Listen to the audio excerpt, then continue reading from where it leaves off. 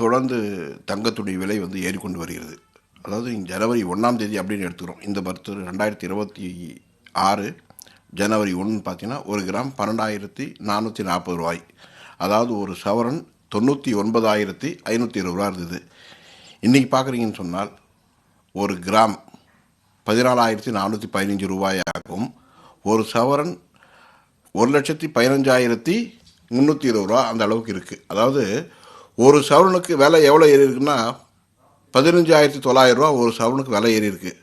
ஒரு கிராமுக்கு பார்த்தீங்கன்னா 1,975 ரூபாய் வந்து ஒரு கிராமுக்கு ஏறி இருக்குது. இந்த 21ஆவது நாள் தேதி 21. ஸோ இந்த ஒரு 21 நாளில் ஏறக்குறைய ஒரு 2,000 ரூபாய் ஏறி இருக்குதுன்னு எடுத்துக்கலாம் ஒரு கிராமுக்கு. இந்த விலை ஏற்றம் எல்லாம் தொடர்ந்து இருக்கக்கூடிய ஒரு சூழ்நிலை. வெள்ளியினுடைய விலையும் பார்த்தீங்கன்னா பெரிய அளவில் இருக்குது. இந்த வருடம் தொடக்கத்தில் 256 ரூபாய் இருந்து ஒரு கிராம், இன்றைக்கி பார்த்தீங்கன்னா 345 ரூபாய். ஒரு கிராமுக்கு 89 ரூபாய், ஒரு கிலோவுக்கு 89,000 ரூபாய் வந்து இந்த 21 நாளில் விலை உயர்ந்திருக்கு. பொதுவாகவே எல்லாருடைய கேள்வி இன்னும் விலை உயருமா அப்படின்னு. இது எங்கே போய் முடியும்? விலை உயருமா இல்லை, இன்னும் விலை உயரவே இல்லை அப்படிங்கிறது தான் என்னுடைய கணக்கே. இப்பொழுது நடக்கக்கூடிய இந்த உலக வர்த்தகம் மற்றும் இருக்கக்கூடிய சூழ்நிலைகளை எல்லாம் கடித்து பார்க்கும்போது இன்னும் விலை உயரவில்லை, இன்னும் விலை அதிகமாகவே உயரும் அப்படிங்கிறது தான் எங்களுடைய கணிப்பு.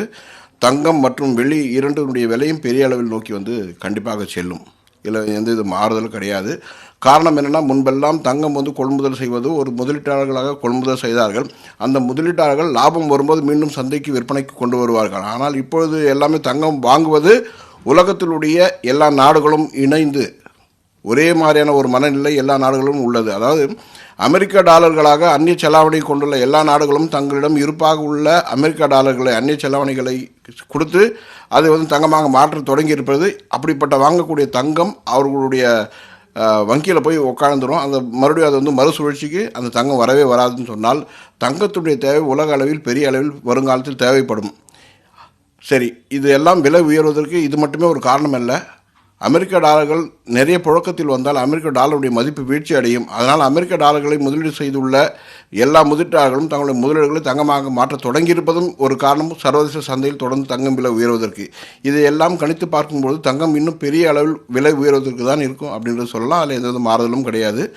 அமெரிக்க அதிபருடைய சில முடிவுகள் இது வந்து ஒரு பெரிய ஒரு தாக்கத்தை ஏற்படுத்தியுள்ளது. இது வந்து அமெரிக்காவுக்கு பெரிய சீரழிவு. அமெரிக்காவுக்கு ஒரு பெரிய சீரழிவுன்னு சொன்னால் அங்கே பொருளாதார சீரழிவு ஏற்படும். அதன் காரணமாக உலக பொருளாதாரத்தில் பெரிய மாற்றங்கள் வரும்.